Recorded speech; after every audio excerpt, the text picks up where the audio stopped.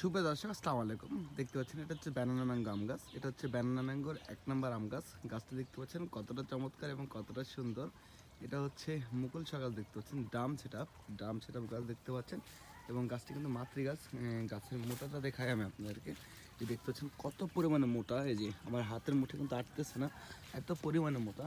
গাছটি আমি একটু চারিদিক থেকে দেখানোর চেষ্টা করি। যে দেখতে পাচ্ছেন চারিদিকে কিন্তু সমান্তরালভাবে কিন্তু গোলাকার এই গাছটি।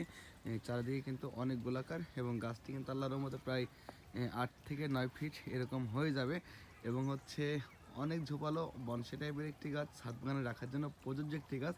এই গাছে না করা লাগবে আপনাদেরকে কোনো সার পানি দেওয়া, কোনো সার দেওয়া লাগবে না, কোনো কষ্ট করা লাগবে। জাস্ট শুধু আপনি ছাদে নিয়ে গিয়ে রেখে দিবেন, ইনশাল্লাহ আপনি এবছর থেকে ফল খেতে পারবেন এই গাছ থেকে।